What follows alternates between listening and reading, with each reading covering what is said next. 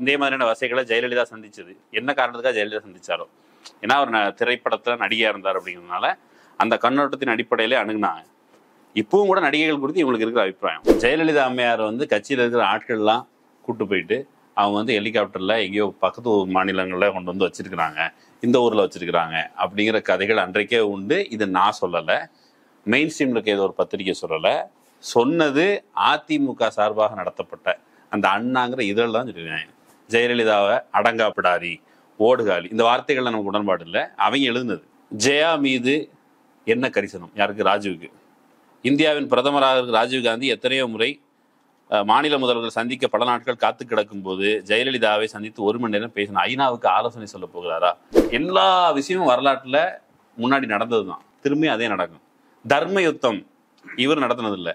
இவங்களுக்கு தர்ம யுத்தம் யாருக்கு பேர் வச்சிருக்காங்கன்னா எம்ஜிஆர் பண்ணது தர்ம யுத்தம். கூவத்தூரும் ஒரு முன்னாடி நடந்திருக்குது. ஜேஜா பிரச்சனையிலையும் கூட ஒரு கும்பலை கொண்டு இன்னொரு இடத்துல அடைச்சி வச்சிருந்திருக்காங்க. கொள்கைங்கிறது ஒண்ணுமே கிடையாது.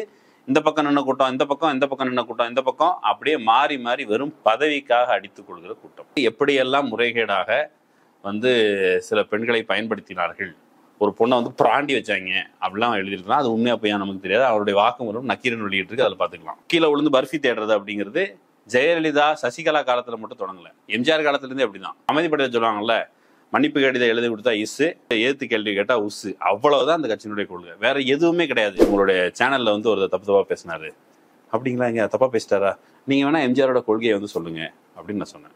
அதுக்கு அவர் என்ன சொன்னாருன்னா, இல்ல அந்த கொள்கை லிங்க் இருக்குது, நான் அனுப்பி வைக்கிறேன்னு சொன்னார். என்ன அனுப்பிச்சாரு தெரியுமா?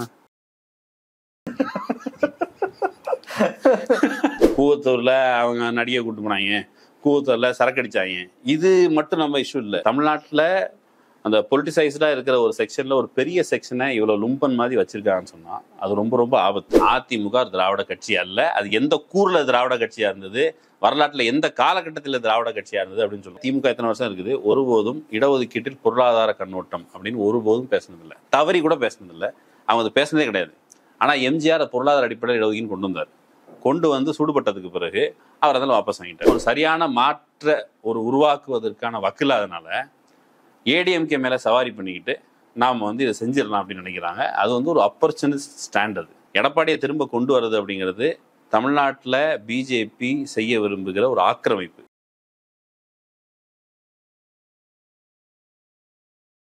அரண்சை நண்பர்களுக்கு வணக்கம்.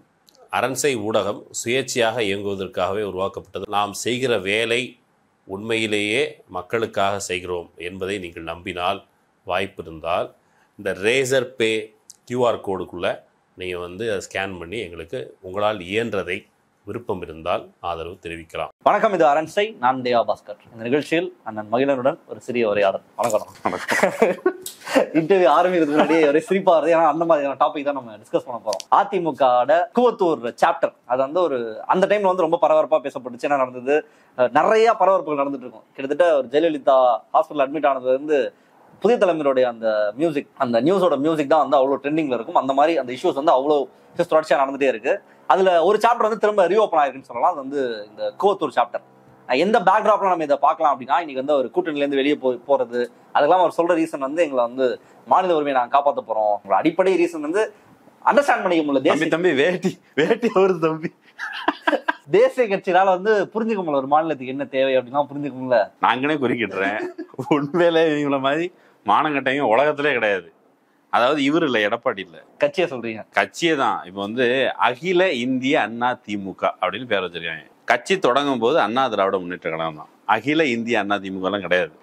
எதுக்கு அகில இந்தியான்னு வந்துச்சு அப்படின்னு கேட்டா, பால் தாக்கரே வேலை எமர்ஜென்சி வந்தப்போ கைது அப்படின்லாம் வரும்போது பால் தாக்கரே பயங்கரம் கவுண்டமணி ஒரு படத்துல பொண்டாட்டு அடிபட்டுட்டு இன்னும் வெளியே ஓடி வர தெரியுமா சத்தம் கொடுத்தால, அதே மாதிரி பால் தாக்கரே அன்னைக்கு சத்தம் கொடுத்துருக்காரு.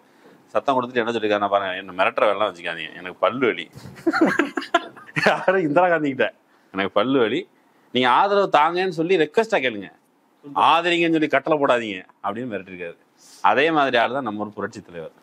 அங்க எமர்ஜென்சி அறிவிச்சா இங்க போராட்டத்தை ரத்து பண்ணிட்டாரு. அந்த எமர்ஜென்சி பீரியட்ல திராவிட அப்படிங்கிற பேரோட இருக்கிறதுனால நம்ம கட்சியை தடை பண்ணிடுவாங்க அப்படின்னா அகில இந்தியங்கிட்ட வந்தது. இவங்கள மாநில உரிமையை காக்குற லட்சணம் அகில இந்திய அண்ணா எல்லாமே திமுக சரியில்லை அப்படின்னு சொல்லி தான் அவங்க அண்ணா திமுக தொடங்குறேன்னு சொல்லி சொன்னாங்க. ஆனா அது ஆக்சுவலி ஃபேக்ட் அது கிடையாது.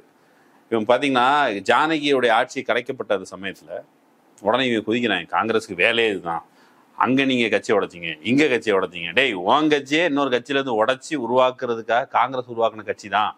அதில் கம்யூனிஸ்டுகள்ங்கிற பேரில் சிலரும் கூட கொள்கை, இப்போ தாப்பாண்டியன் இருக்கார்ல, இந்த மக்கள் நல கூட்டணி அந்த இதெல்லாம் நடந்துட்டு இருந்தபோது மேடையில், உன் கட்சிக்கு கொள்கை எழுதி கொடுத்ததே நான், இந்த கட்சிக்கு கொள்கை கொடுத்தது நான், இல்லைன்னு மறுப்பியா அப்படின்னு கேட்டார். அவ்வளோதான் அந்த கட்சியினுடைய யோகியதை. எம்ஜிஆர் கிட்ட உங்கள் கொள்கை என்ன அப்படின்னு கேட்டபோது அண்ணாயிசம்னு சொன்னார். அண்ணாயிசம்னா என்ன? கேபிட்டலிசம், சோசியலிசம் சொன்னார். இப்போ கேட்கறதுக்கு வந்து கவர்ச்சியா இருக்கு, ஏன்னா அன்னைக்கு புலகி கொண்டிருந்த வார்த்தைகள் இது. கேபிட்டலிசம் சோசியலிசம் ஒன்றா இருக்க முடியாது, ஃபேசிசம் அப்படின்னு அன்பழகன் வந்து அதை விமர்சித்தார். எடப்பாடி இன்னைக்கு வந்து சேக்கிலார் எழுதுனது கம்பராமாயணம்னு சொல்றதோ, எந்த புத்தகம் படித்தேன்னா அந்த டேபிள் கடியில் பர்ஃபி தின்னார்ல, அதே மாதிரியே அது வந்து அந்த புத்தகம் முக்கியமான புத்தகம் தான் நான் வந்து சொல்கிறேன் அப்படின்னு சொன்னதாகட்டும், திராவிடம் பற்றி கேட்டபோது அல்லது சனாதனம் பற்றி கேட்டபோது அது வந்து அறிஞர்கள் சொல்லணும் அப்படின்னு சொன்னதாகட்டும், இது எல்லாமே அவங்க வழி வழியாக இருக்கிற மரபு. இவ்வளவு டேஞ்சர் இது. ஏன்னா தமிழ்நாட்டை நீண்ட காலமாக ஆட்சி செய்த ஒரு கட்சி இப்போ எதிர்கட்சியாக இருக்காங்க. ஃபியூச்சரில் அவங்க ஆளுங்கட்சி ஆகலாம், இல்லை எதிர்கட்சி ஆகலாம். இதுதான் அவங்களுடைய நிலை. ஏன்னா அந்த அளவுக்கு தொண்டர்கள் இருக்காங்க, அந்த அளவுக்கு அந்த கட்சிக்கான கட்டுமானம் இருக்கு. திமுக தமிழ்நாட்டில் எப்படி எல்லா இடத்தையும் பரவி இருக்கோ அதே மாதிரியான ஒரு பேக்ட்ராப் அதிமுகவுக்கும் இருக்கு. மீண்டும் இவங்க ஆட்சிக்கு வரலாம், எதிர்கட்சியாக இருக்கலாம். இப்படிப்பட்ட ஒரு கட்சி. He still learning. அவர் எடப்பாடி இருக்கார்ல, ஹீ ஸ்டில் லேர்னிங் அப்படின்னா எதில் நீங்க மண்டையாட்டணும், அதுதான் ஹீ ஸ்டில் லேர்னிங். அப்போ வந்து திரும்ப ஆட்சிக்கு வருவாங்க. அது கொள்கை இல்லாத கூவத்தூர் இஷ்யூவே நம்ம வந்து எப்படி அட்ரஸ் பண்ணிக்கலாம் அப்படின்னா, இன்னைக்கு வந்து ஏவி ராஜு வந்து பேசுறாரு, அவருக்கு பர்சனல் வெஞ்சன்ஸ் இருக்கா, அவர் நடிகை இழுத்து பேசுறாரு. அதுக்கெல்லாம் அப்பாற்பட்டு மக்களால தேர்வு செய்யப்பட்ட ஒரு சட்டமன்ற உறுப்பினர்கள் அவங்க அந்த டைம்லயே வந்து நாங்க நல்லா சாப்பிட்டோம், நாங்க சாப்பிட்டு தூங்கிட்டோம், சேஃபா தான் இருக்கோம், அம்மா எங்களை நல்லா பாத்துக்கிறாங்கன்னாரு. மட்டன் கொடுத்தாங்க, மட்டை ஆயிட்டோம், டான்ஸ் ஆடணும்னு சொல்லி அப்பவே வந்து அது ரொம்ப கேலி கூத்தா இருந்துச்சு. என்ன எங்களோட பிரச்சனையை பேசுறதுக்கு நாங்க எலெக்ட் பண்ணி அமைச்ச நபர்கள் நீங்க என்ன கூத்து அடிச்சிட்டு இருக்கீங்க, என்ன நடந்துட்டு இருக்குன்னு ஒண்ணுமே புரியல அந்த டைம்ல. ஆனா அந்த அளவுக்கு அவர்கள் இருக்காங்க. இன்னைக்கு வரைக்கும் அது அப்படியேதான். அந்த கூத்தடிக்கிறது வந்து அந்த கட்சியினுடைய குலத்தொழில், சரியா? இன்னைக்கு இல்ல, ஜெயலலிதா அம்மையார் வந்து கட்சியில இருக்கிற ஆட்கள்லாம் கூட்டு போயிட்டு அவங்க வந்து ஹெலிகாப்டர்ல எங்கேயோ பக்கத்து மாநிலங்கள்ல கொண்டு வந்து வச்சிருக்கிறாங்க, இந்த ஊர்ல வச்சிருக்கிறாங்க அப்படிங்கிற கதைகள் அன்றைக்கே உண்டு. இது நான் சொல்லலை, மெயின் ஸ்ட்ரீம்ல இருக்க ஏதோ ஒரு பத்திரிகை சொல்லலை, சொன்னது அதிமுக சார்பாக நடத்தப்பட்ட அந்த அண்ணாங்கிற இதழ் தான் சொல்லியிருக்காங்க. ஜெயலலிதாவை அடங்காப்பிடாரி, ஓடுகாலி, இந்த வார்த்தைகள்ல நமக்கு உடன்பாடு இல்லை. அவங்க எழுதுனது, அவங்க வந்து இன்றைக்கு அம்மாவின் ஆட்சி, புரட்சியர் தலைவர் ஆட்சிங்கிறது அண்ணா நாம வாழ்க்கை, புரட்சி தலைவர் எம்ஜிஆர் நாம வாழ்க்கை ஜெயலலிதா சொல்லிட்டு இருந்துச்சு. இப்போ அந்த அம்மா போய் சேர்ந்ததுக்கப்புறம் இவங்க வந்து அம்மா ஆட்சிங்கிறேன். அம்மா ஆட்சி ஆகட்டும், அவங்க ஐயா ஆட்சி ஆகட்டும், இந்த ஆட்சி வந்து லட்சணம் என்னவா இருந்தது. எம்ஜிஆர் ஆட்சியை விட்டு போறாரு, ஆட்சியை விட்டு போனோன்னு ஜானகி அம்மையார் வராங்க. ஜானகி அம்மையார் ஜெயலலிதா லடாய், பயங்கரமான லடாய். அந்த லடாயினப்போ இவங்க பேசின விஷயங்கள் இருக்குல்ல, அது வந்து உண்மையிலே பேசினா காது கூசும். இப்போ அதுல முக்கியமான ஆள் வந்து இப்போ கூட நம்ம சீமான் இருக்கார்ல, பேசணும்னா எங்க மாமனார் மாதிரி பேசணும்டா அப்படின்னு சொல்றாருல, அவன் மாமனார் எப்படி பேசியிருக்காருன்னு மட்டும் படிச்சு காமிக்கிறேன். ஜெயா மீது என்ன கரிசனம்? யாருக்கு? ராஜீவுக்கு. இந்தியாவின் பிரதமராக இருக்கிற ராஜீவ் காந்தி எத்தனையோ முறை மாநில முதல்வர்கள் சந்திக்க பல நாட்கள் காத்து கிடக்கும் போது ஜெயலலிதாவை சந்தித்து 1 மணி நேரம் பேசின ஐநாவுக்கு ஆலோசனை சொல்ல போகிறாரா? ஜெயலலிதாவை எம்ஜிஆர் ஏன் பயன்படுத்தி கொண்டார்? அதையும் அவர் சொல்லியிருக்கிறார். ஏன்னா காட்சி பொருளாக புரட்சி தலைவர் ஜெயலலிதாவை காட்சி பொருளாக காட்டத்தான் கட்சிக்கு அழைத்து வந்தாரே தவிர அவருக்கு ஆலோசனை கூறுவா அழைத்து வந்தார். தலைமை கழகம் எங்களுக்கு சொந்தம் என்று அடங்காப்பிடாரி கும்பல் கூறுகிறது. யாரு? ஜெயலலிதா. தலைமை கழக கட்டிடம் அன்னை ஜானகி எம்ஜிஆருக்கு சொந்தமான கட்டிடம். கட்சிக்கு எழுதித்தா என்று இதயம் கேட்டதும் மறுப்பு ஏதும் சொல்லாமல் எழுதி தந்தவர் அன்னை ஜானகி. அந்த தலைமை கழகத்தில் நாங்கள் இருந்தபோது தீவட்டி கொள்ளைக்காரர்களைப் போல ஜெயலலிதா கும்பல் வருகிறது. மதுசூதனன் கூட்டி வந்த ரவுடி கூட்டம் வருகிறது. நம்மவர்களும் உணர்ச்சி வசப்பட்டு எதிர்த்து நிற்கின்றனர். போலீஸ் வருகிறது. வன்முறையை தவிர்க்க பூட்டி விட்டு செல்லுங்கள் என்கின்றனர். நாங்களும் நமது தோழர்களும் சமாதானப்படுத்தி பூட்டி விட்டு வருகிறோம். ஆனால் காவல்துறையினர் அதுக்கு மேல் ஒரு பூட்டை போட்டு பூட்டி கோர்ட்டில் தீர்த்து கொள்ளுங்கள் என்று கூறுகிறார்கள். இப்ப இந்த சீன் உங்களுக்கு எங்கேயா நினைவு வருதா? இப்ப சமீப காலத்தில் நடந்ததா? இவங்களுக்கு எல்லா விஷயமும் வரலாற்றுல முன்னாடி நடந்ததுதான், திரும்பி அதே நடக்கும். தர்ம யுத்தம் இவர் நடத்தினது இல்லை. இவங்களை தர்ம யுத்தம் யாருக்கு பேர் வச்சிருக்காங்கன்னா எம்ஜிஆர் பண்ணது தர்ம யுத்தம், அப்புறம் ஜெயலலிதா அப்புறம் ஜெயலலிதா பண்ணது தர்ம யுத்தம். ஆமா, அப்புறம் வந்து எடப்பாடி ஓபிஎஸ் பண்ணது தர்ம யுத்தம். ஓபிஎஸ்க்கு வந்து கட்சியில வந்து பதவி கிடையாது, அவருக்கு பொறுப்பு கிடையாது, அவர் வந்து ஒரு முக்கியமான பொறுப்புல நீடிக்க முடியாது, கட்சிக்குள்ள அவருக்கு எந்த அதிகாரமும் இல்லை. இதெல்லாம் வரலாற்றுல அவங்க கட்சியில முதல் முறையா நடக்கல. ஜெயலலிதாவுக்கு நடந்திருக்கு. கோர்ட் வந்து இடைக்கால தடை நீங்க பொதுக்குழுவை கூட்டக்கூடாது. அதாவது இப்ப நடக்கிற இந்த ஓபிஎஸ் சிபிஎஸ் சண்டைன்றது பாரம்பரியம், அதுதான். கூவத்தூரும் ஒரு முன்னாடி நடந்திருக்குது. ஜேஜா பிரச்சனையிலையும் கூட ஒரு கும்பலை கொண்டு வந்து இன்னொரு இடத்துல அடைச்சி வச்சிருந்திருக்காங்க. அடைச்சி வச்சு அதாவது முறைகேடாக இந்த எம்எல்ஏக்கள், தேர்ந்தெடுக்கப்பட்ட அந்த எம்எல்ஏக்களை மக்கள் வந்து ஜனநாயகம் அப்படின்னு நம்ம நம்புறோம்னா, மக்கள் வந்து தங்களுடைய கருத்துக்களை தெரிவிப்பதற்காக ரெப்ரசன்டேட்டிவா செலக்ட் பண்றாங்க, ரெப்ரசன்டேட்டிவா பேசுறாங்க. நீ என்ன பண்ற, குடிச்சிட்டு கூத்தடிச்ச அப்படின்னு நான் சொல்லல. நக்கீரன் வெளியிட்டு இருக்கிற ஒரு புத்தகம் இருக்குது. அது யார் தெரியுமா? நம்ம ஆட்டோ சங்கர் எழுதி வச்சிருக்கிறாரு. சைக்கோ தான். ஆனா ஆட்டோ சங்கரோட சைக்கோவா இருந்தாங்க. நான் வந்து மெல்ல மெல்ல இப்படி ஆனேன். அவங்க வந்து பரம்பரை சைக்கோ மாதிரி நடந்துக்கிட்டாங்க.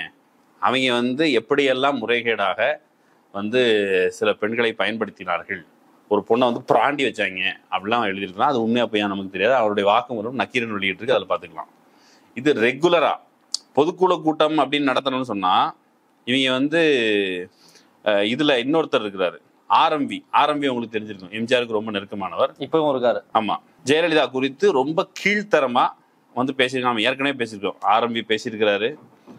அப்புறம் யாரு, வலம்புரிஜான் பேசியிருக்கிறாரு. வலம்புரிஜான் பேசினதுதான் தமிழ்ல அப்படி உச்சத்தை தொடும். நான் வந்து அதையும் படிச்சு காமிக்கிறேன். பட்டம் உயர பறந்தாலும் பறவையாகி விடக்கூடாது, குட்டை நிரம்பி வளைந்தாலும் கடலாகி விடாது. இதை ஜெயலலிதா உணர வேண்டும். நம்ம சொல்ல ஜெயலலிதாவை. குண்டூசியை வைத்துக்கொண்டு கோபுரத்தை இடிப்பது போல, கால்நகத்தை வைத்துக்கொண்டு கிணறு தோண்டுவதை போல ஜெயலலிதா தனது மழைக்குருவிகளை வைத்துக்கொண்டு மேகங்களுக்கு கட்டளை இடுகிறார். நல்ல பொய்டிக்கா இருக்குல்ல. தலைவன் வந்து தமிழ்ல அப்படி விளையாண்டு இருக்கிறாரு. ஜானகி எம்ஜிஆர் அடக்கமானவர், ஜெயலலிதா அடக்கம் 1/4 கிலோ என்ன விலை என்று கேட்பவர். அடக்கம் வெற்றி பெறுமே தவிர ஆணவம் ஒரு நாளும் வெற்றி பெறாது. அப்புறம் வந்து ஜெயலலிதா ஒரு வானவில், வானத்தையே வாடகைக்கு எடுத்திருக்கிறேன் என்று வானவில் சொன்னால் அது வேடிக்கை தானே. வருகிற தேர்தலோடு ஜெயலலிதாவின் அரசியல் வாழ்க்கை அஸ்தமித்து போகும். இது வலம்புரிஜான். காளிமுத்து, அப்புறம் வந்து நம்ம சத்தியவாணி முத்தான வார்த்தைகள் எல்லாம் ஒத்துருக்குறாங்க. லிப்ஸ்டிக் போட்டுட்டு, ஹை ஹீல்ஸ் போட்டுக்கிட்டு, எங்களுடைய தங்கம் அது செத்து கிடந்தது, நீ பக்கத்தில் வந்து சென்ட் அடிச்சுட்டு வந்து நின்ன, நீ எல்லாம் ஒரு பொம்பளையா? அன்னை ஜானகி எவ்வளோ உயர்ந்த பண்பு உடையவர். ராமராஜ்யம் முடிஞ்சா அடுத்த ஆளா வந்து ஜானகி ராஜ்யம் தானே.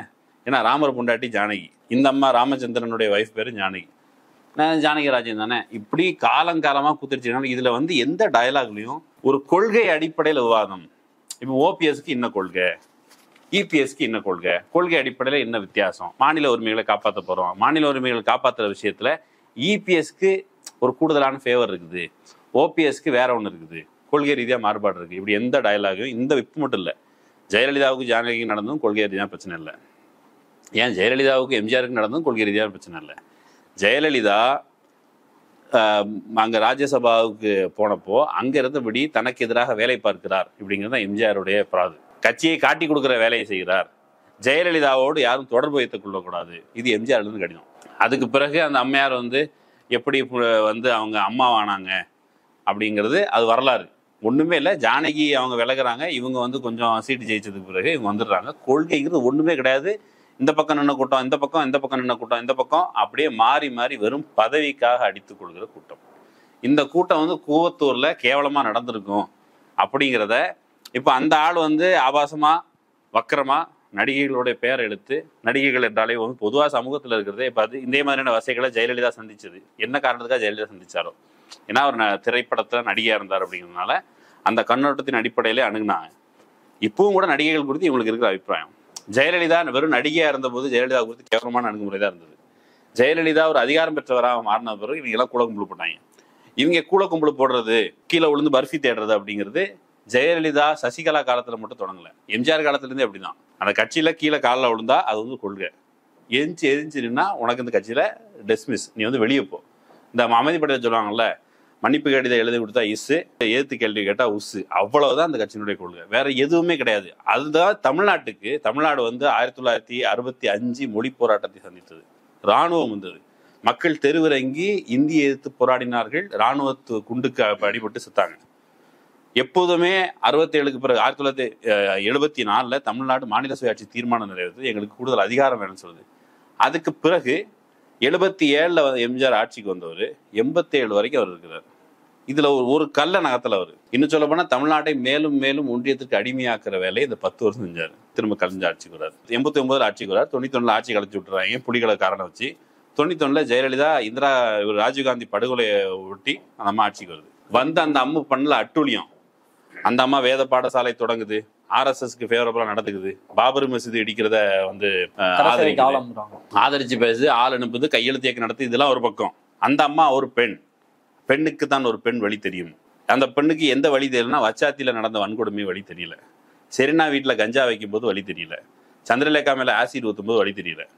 ஆனாலும் அந்த அம்மா ஒரு ஆளுமை அப்படின்னு பார்ப்பன இந்த ஊடகங்கள் அவங்களுக்கு கலைஞருக்கு எதிராக, திமுகவுக்கு எதிராக, திராவிடத்திற்கு எதிராக என்ன சொல்லணும்னா லெஃப்ட் லீனிங்கான ஒரு நரேஷன் இருக்குல்ல, அதை டைல்யூட் பண்றதுக்கு இப்படியான முகம் கொண்ட ஆட்கள், ஒரு கரிஸ்மேட்டிக் ஆட்கள் எம்ஜிஆரை தேர்ந்தெடுத்தாங்க.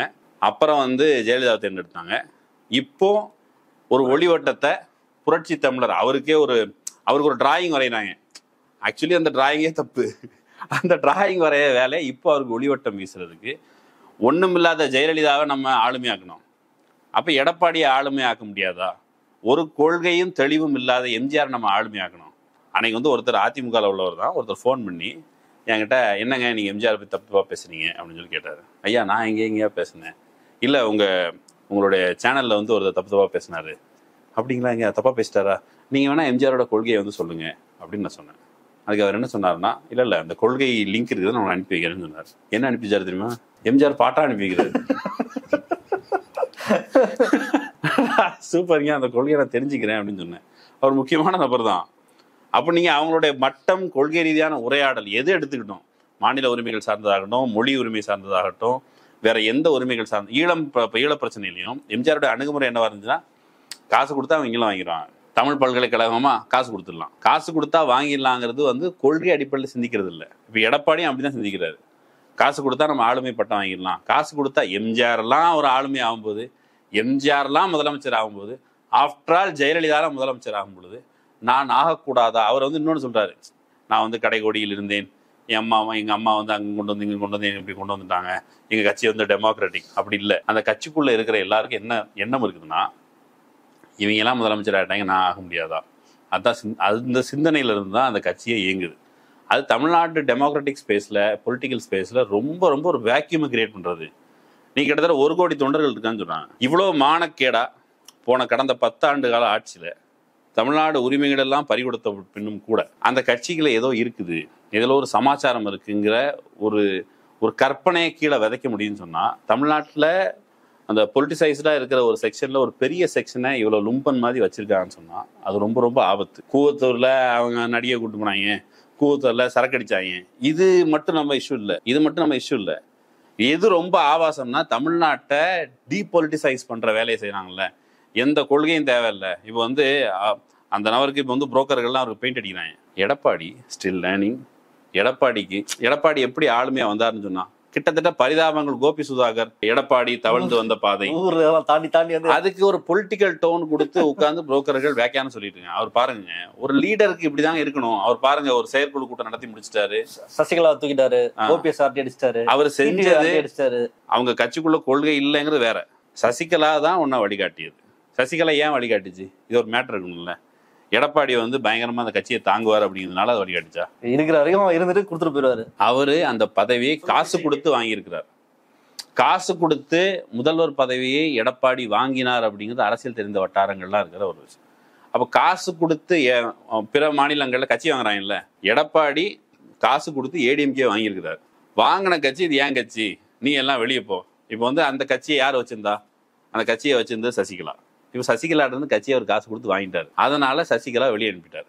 இப்போ இந்த அர்த்தத்துல தான் இந்த புரோக்கர்களும் புரிஞ்சுக்கிறாங்க, ஓகே அவர் தான் காசு கொடுத்து வாங்கிட்டார்ல, உனக்கு என்ன உரிமை வந்துச்சு? சசிகலா வெளியே போ. காசு கொடுத்தது யாரு? எடப்பாடி தானே. ஓபிஎஸ் வெளியே போ. இந்த சிந்தனையை தமிழ்நாட்டு மக்களுக்கும் ஒரு முறைகேடாக கரெக்டா நடந்துக்கிறதையும் நார்மலைஸ் பண்றதுன்னு சொன்னா அது ரொம்ப ரொம்ப பெரிய கேடு.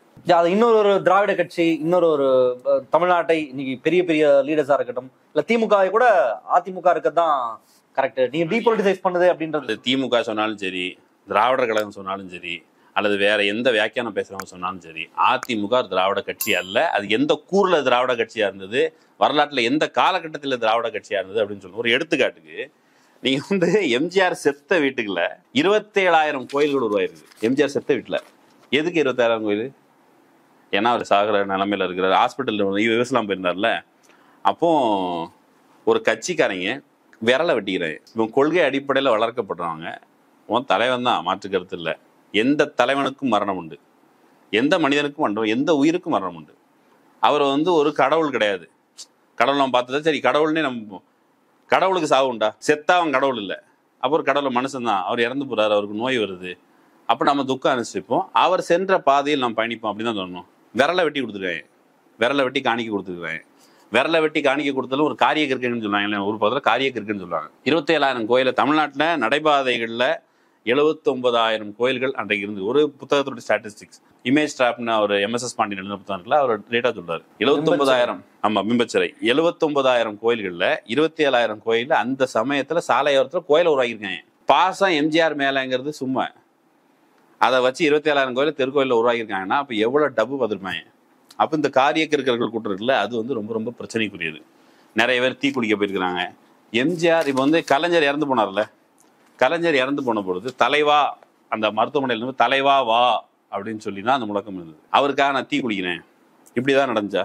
ஏன்னா ப்ராக்டிக்கலா தெரியும் அது என்னன்னு. ஜெயலலிதா அவர்கள் இருந்தப்போ நிறைய பேர் அப்போ சூசைட் பண்ணிக்கிட்டாங்கன்னு டெய்லி சாவரவங்க லிஸ்ட்லாம் வந்துடும். அம்மாவுக்காக சூசைட் பண்ணிட்டாங்க, அன்னைக்கு செத்தானா ஜெயலலிதா செத்தான். சூசைட் பண்ணிட்டா நிறைய பேரோட இது வந்துட்டே இருந்துச்சு. நீங்க சொல்லும் போது அதான் ஞாபகம். அந்த கொள்கையற்ற கூட்டத்தை ஜெயலலிதாவும் சரி எம்ஜிஆர். அப்ப அவங்களுக்கு கொடுக்கப்படுற அந்த விளக்கு நம்ம என்னவா புரிஞ்சுக்கலாம்? இப்ப நீங்க சந்திரலேகா விஷயம், செரீனா விஷயம் சொன்னீங்க.